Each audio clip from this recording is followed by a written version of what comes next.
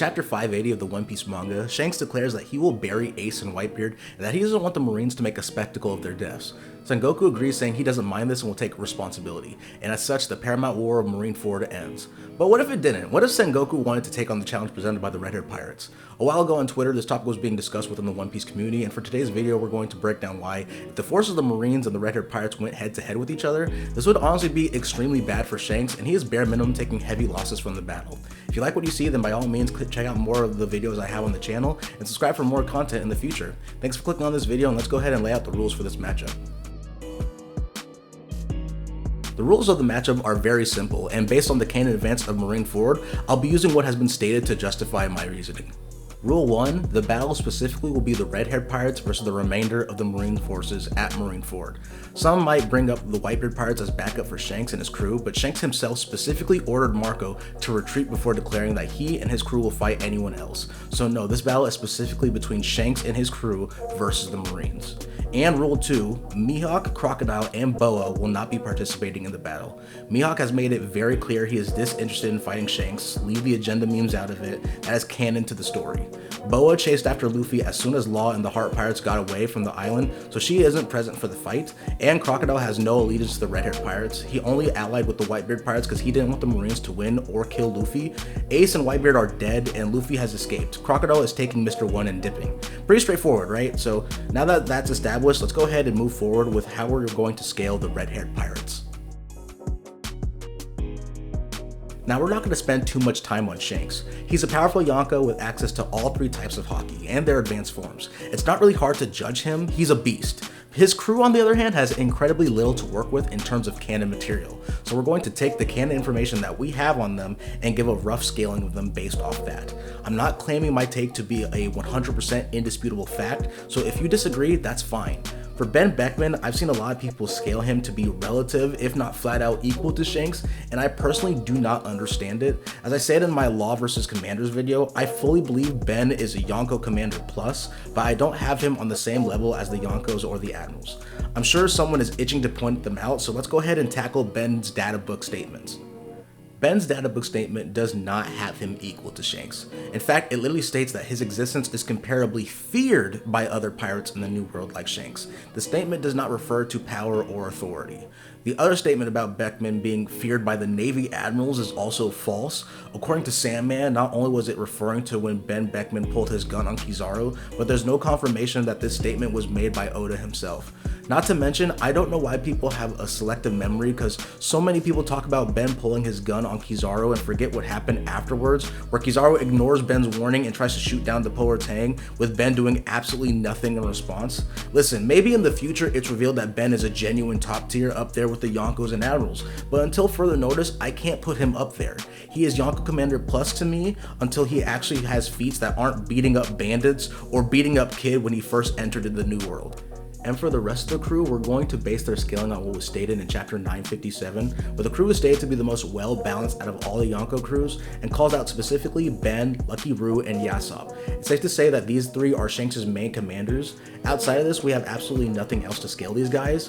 I want to again say that I could be entirely wrong for my placements for all of them, and 100% accept that these guys could possibly be stronger in the future. But based on their most well-balanced statement, I'm going to say that Ben Beckman is Yonko Commander Plus, Yasop and Lucky Roo are around first commanders, and the rest of the crew are roughly around the second commander's range and strength. This is likely not the case, and I could be highballing some of the members, but for this video, we're going to be using these metrics. If you think I'm wrong and think that the entire crew are super OP, if you think the fucking chimp is whooping King and Katakuri's asses, then by all means let me know down below. I'll think you're crazy, but go ahead and shoot your shot. Now, in comparison, the Marine forces are pretty much stacked. Like, this isn't even glazing. To put things in perspective, the only people on the Marine side who have taken solid damage is Akainu and Gecko Moria. Akainu ate two of Whitebeard's enraged Quake Fist and was still extremely active afterwards, hunting down Luffy and facing off against Whitebeard's commanders. No point really talking about Moria because, it's Moria. Besides that, everyone else is pretty much good. Aokiji only took 2 hits the entire war. He was snuck by Jozu in the middle facing off against Whitebeard himself and hit by Marco when he was about to take out Luffy. He basically received 0 significant damage. Kizaru was basically clean the whole war. The kick from Marco didn't affect him at all. Keep in mind as well that Kizaru is performing better than what he displayed in Egghead. It's literally been confirmed that he was sandbagging the entire time and even went out of his way to give Luffy food in order to have him save Vegapunk and prevent him from fulfilling his mission. As soon as Kizaru took out Vegapunk, he lost his entire will to fight. This is confirmed, so trying to bring up Luffy manhandling him afterwards makes zero sense because again, he was completely done after taking out Vegapunk. Garp purposely let himself get hit by Luffy. We know Garp can take way more punishment, so trying to say that he was really hurt by pre-time skip Luffy is extremely silly. He was slammed down and restrained by Sengoku, but that's pretty much it. And speaking of him, Sengoku was also clean the whole war as well. As for the warlords who are still on the Marine side and the other forces, both Kuma and Dofu are also pretty much good. Sentomaru and the pacifistas are also present after the battle. Again, Moria is the only one who got beat up, and that was by Jinbei. Moria is basically trash. Insane fall off compared to his prime self. So now that we've established the players for the match, let's be realistic. Shanks is 100% the heaviest hitter for his crew, not debatable whatsoever or surprising, but that's the main issue. The gap between him and the rest of his crew is too wide. It's not an exaggeration to say that one admiral is enough to handle his entire crew. That's not cope, that's just facts. We've seen Akainu handle Whitebeard's crew alone. He was jumped by both Marco and Vista at the same time and they literally could not hurt him with their combo attack. Aokiji negged half of Blackbeard's crew solo. He bodied Jozu and Cracker. Kizaru negged Egghead Snake Man and clashed with Gear 5 Luffy. Took a direct hit from Luffy's White Star gun and was still able to get up and move so fast, Luffy, Saturn, and Sanji could not perceive him, as confirmed in SBS 110. Garp was pretty much solo and he was tearing apart the Blackbeard pirates. If Kuzan wasn't there and Kobe never needed to be saved from Shiryu, he'd have probably left the island without any significant damage. If you think Shanks is going to one-shot everyone and his crew isn't going to need to do anything whatsoever, you're either delusional or French or possibly both. Like, I'm sorry, but Shanks is not no-diffing a fleet admiral with advanced Conqueror's Haki and a mythical Zoan Fruit.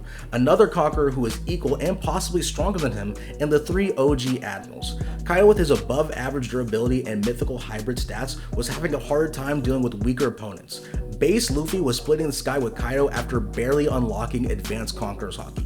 For anyone who says Shanks beats Kaido without taking any significant damage whatsoever before entering into Marineford, in chapter 1037, using the official Viz translations, Kaido himself says to Luffy that he doesn't remember having such an intense one-on-one match with someone he can truly go toe-to-toe with in a very long time. Marineford was literally 2 years ago. You're telling me Kaido can't remember having an intense match with Oda's Golden Child? Either Shanks briefly clashed and negotiated with Kaido like he did with Whitebeard to not go to Marineford, which is in character for him, or the alternative would be that Luffy, before Gear 5, gave a better fight to Kaido than Shanks could. Which one sounds more realistic to y'all? For the battle, I can very well see Sengoku and Shanks kicking things off, literally because they are standing near each other when Shanks is explaining his terms. We've seen Conqueror's Haki be a good counter against other Conqueror's Haki before, so if Shanks goes in for the attack, it's not like Sengoku doesn't have a method to defend against Shanks. Oldbeard was able to do the same thing against Shanks while literally on life support. Both Garp and Sengoku are in the better condition than Whitebeard at this time. In addition, I see Garp pulling up to help Sengoku mainly because he fucking hates Shanks for being the reason Luffy became a pirate. He definitely is going to want to box him for that reason alone. So there are two conquerors bare minimum keeping Shanks preoccupied, leaving the admirals and the warlords to face off against Shanks' crew. In the case of Akainu, he'll either want to jump in to box Shanks because he's the reason Luffy, or from his perspective, Dragon's son was able to escape from him, or he'll assist in taking out the red-haired pirates. If he jumps in to help Garp and Sengoku, it's entirely possible he'll fall just because of his previous injuries against Whitebeard's Enraged Quake Fist. It's just a fact that Akainu is not at 100% right now. If he stays to fight the crew, he'd only fall if he was by himself. But with Kizaru and Aokiji, who are pretty much fresh there, Akainu is doing a good job, especially with the fact that both Akainu and Aokiji can go on fighting for 10 days straight against each other. Facing off against a bunch of weaker opponents isn't above their pay grade. The red-haired pirates aren't surviving an onslaught from 2, let alone 3 admirals. There's no evidence that suggests that anyone on the crew is hitting as hard as Garp or Gear 5 Luffy's White Star gun or even Whitebeard's Enraged Quake Fist. Not a single second commander has ever displayed that level of power. Ben, Yasop, and Lucky Roo are putting up better fights than the rest, but again, Kizaru was bullying Egghead Snake Man, someone that even drunk Hybrid Kaido needed to use Future Sight against because he was moving that fast. Not to mention, Kizaru's clones play a factor as well. Yeah, the clones are indeed glass cannons, but they were still fast enough to tag Gear 5 Luffy. Look me in the eye and tell me, do y'all really think that the fucking monkey is moving that fast? Be for real. It's incredibly hard to justify these weaker members on the crew being on the same level as multiple admirals with busted fruits. And we also have to factor in Dofi, Kuma, and the Pacifistas. Now, in straight one-on-one matches, these guys are falling to our hypothetical red-haired pirates. With at least 2 admirals present, this makes things more difficult. It's entirely in character for Dofi to sneak someone who isn't paying attention, and he's more than willing to bully someone when teamed up with an admiral, such as when he teams up with Fujitora to jump law in the future. Kuma provides unique forms of defense with his paw pads, and him along with the rest of the Pacifista can launch a bunch of lasers. You can 100% argue that Dofi, Kuma, and the Pacifistas can get bodied by any of the crew members, but if they lose their focus even once, they could take significant damage from the admirals. No matter how you slice it, Shanks is not easily getting past 2 other people with advanced Conqueror's Haki who are used to fighting against Roger himself in the past. Garp and Sengoku may be out of their primes, but they aren't dropping like flies. They are putting up good fights, and even more so if Akainu joins in, even if he's weakened. If you believe Shanks by himself can take out 2 or even 3 of the strongest Marines after some time, sure, that's fine I guess, but he's not leaving the fight unscathed. It doesn't change the fact that his crew is getting slaughtered in the back row. Ben literally froze when Kizaru attacked Luffy, same thing with Lucky Roo with Aokiji. The red-haired pirates are getting decimated. This lineup I'm using is based off of the character interactions when Shanks pulls up and makes his declaration. If you want to change the lineup, that's fine, but it honestly makes things worse in my opinion. If you think the red-haired pirates are doing better by switching out Sengoku or Garp or both of them so Shanks can fight the admirals, that's just silly, because now the crew has to deal with 1 or more users of Advanced Conqueror's Haki, and Shanks will either have to deal with a user of Advanced Conqueror's Haki and a fresh admiral, or even 2 fresh admirals. It's generally hard to justify a win for the red-haired pirates without wanking Shanks and Beckman to an insane degree. I'm sure some people will have a problem with this hypothetical matchup, so by all means, share your thoughts in the comments. Actually try to explain your reasoning though, instead of making the obnoxious laser comments. In my opinion, it just makes you look silly rather than clever. I hope you guys have a great day, and please stay safe. Peace.